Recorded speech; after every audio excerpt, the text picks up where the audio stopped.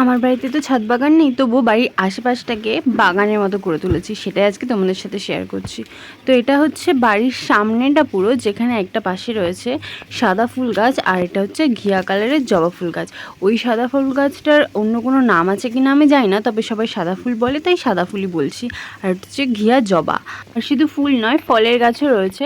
এটা হচ্ছে পেয়ারা গাছ, আর এই পেয়ারা গাছটাতে অনেক ফল রয়েছে। তোমরা ঠিক করে দেখো, দেখতে পাবে অনেক ফল রয়েছে। ছোটো ছোটো সবে তো হয়েছে, খুব একটা বেশি বড় হয়নি, আর কিছু কিছু ফল বড়ও হয়েছে।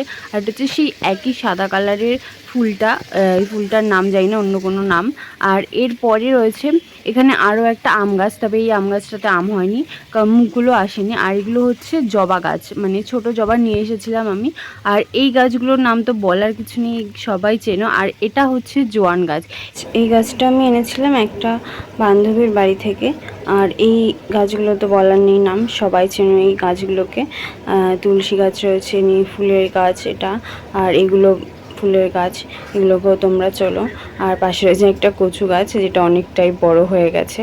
আর এরপরে রয়েছে আরও জবা গাছ, এটা হচ্ছে নীল আর হলুদ কালারের জবা। আর এটা হচ্ছে নীল কালারের জবা, একটা কুঁড়ি রয়েছে। আর মাটির অভাবে এটা পুরো ভরতে পারিনি এখনও। আর এরপরে রয়েছে এটা একটা স্থলপদ্ম, আর ওদিকেও রয়েছে ঘিয়া কালারের জবা, ঘিয়া বা লাল কালার হবে। আর এগুলো হচ্ছে আম গাছ।